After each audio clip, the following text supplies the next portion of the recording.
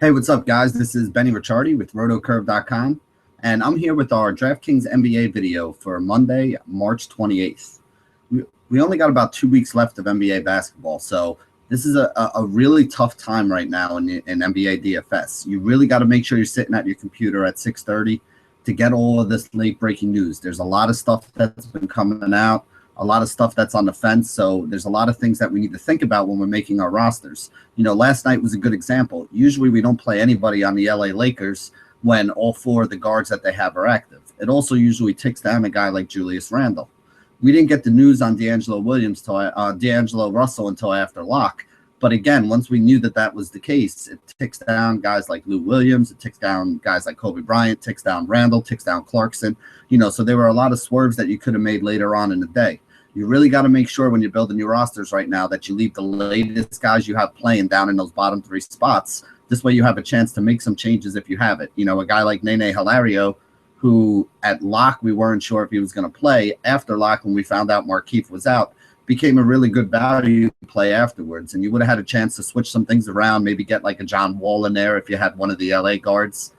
Something along those lines could have been a difference between you cashing and not cashing. So just keep that in mind when you're building your rosters.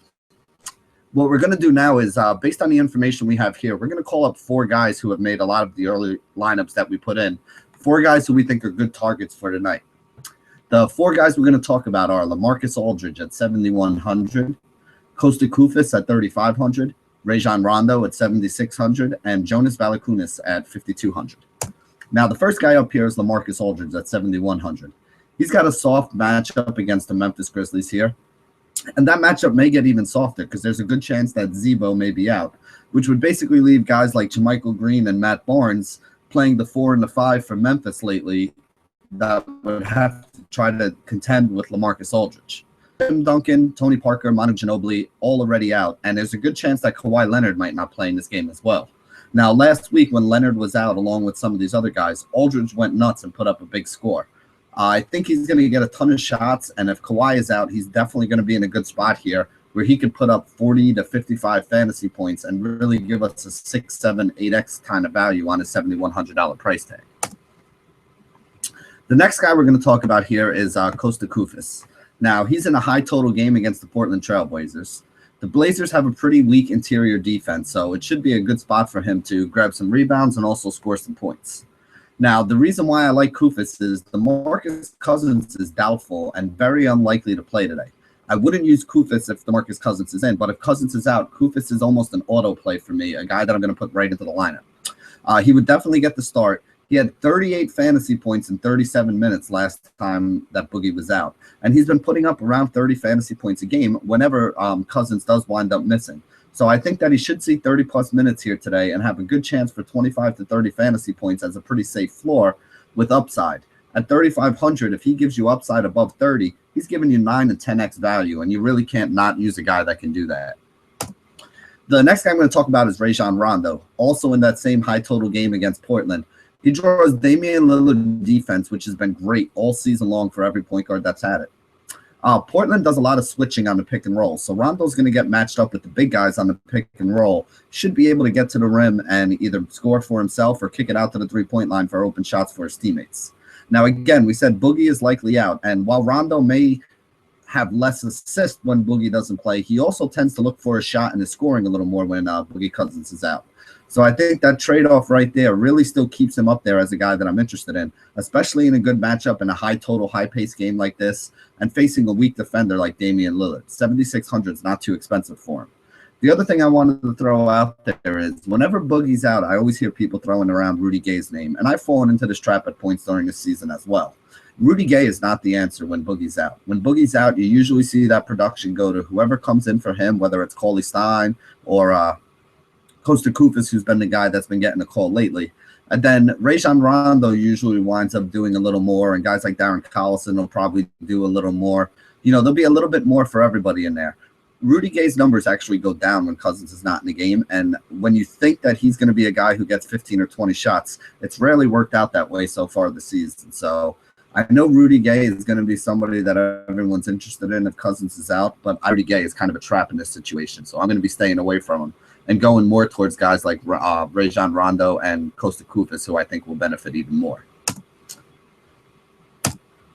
Oh, I can't call up the last guy right now, but the last guy that we want to talk about here is actually Jonas Valanciunas. And the reason why I really like Valanciunas is I think he's in a pretty good spot here today. He goes up against OKC. He's 5,200 is his price tag, which isn't too expensive. In the 3 games since he's come back from injury, he's basically been averaging over 30 minutes and over 30 fantasy points a game, which at 5,200 would give us a nice 6x value for him. He also had the upside game 2 back where he put up 49 fantasy points, and he missed a double-double in his last game by only 1 rebound. So he's definitely a threat for a double-double. If he gets a double-double, he basically has you to 30 fantasy points right there. Plus, he's been blocking some shots and scoring some points a little more than just getting to 10. So he could easily 5 fantasy points here today at 5,200. It's a high-paced game against OKC, should be going up and down. And as long as Valanciunas is playing big minutes, I definitely think he's another guy that we should be looking at today. So those are the 4 guys who we're looking at here today. You know, like I said, LaMarcus Aldridge, the guys from the Kings, and Jonas Valanciunas gives you a nice floor that you can build around. Those guys aren't too expensive. You know, you're getting Aldridge at 71, you're getting Rondo at 76, 40 to 50 point upside. You know, you're getting a guy like Kosta Koufos at 3,500 who can give you 6 to 10x. And even a guy like Valanciunas, I think, is good for 6 to 8x kind of value in an up-paced game where they're going to need him against them. So if you put these guys into your lineup, you're still going to have a lot of money left to spend over. You know, you'll have basically 4 spots covered for about 20, or a little over 23,000. Which gives you about 26,500 or more to fill out the roster with the other 4 guys to 60, or maybe 1 or 2 $8,000 guys and another couple of $5,000 guys to fill it out. There are a lot of games today, so there are a lot of different ways you can go. See if there's a few games that you might want to target. You may get some cheap value that comes up depending on the news flow later on in the day, and allow you to put 2 cheap guys into this roster. So these are guys that I have a lot of faith in as a core.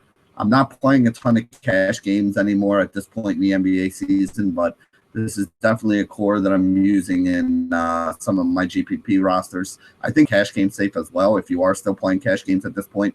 But just remember, cash games at this point in the season, you know, the cash line is basically the same as the cash line in most of the GPPs. So you might even be better off going for some of the upside.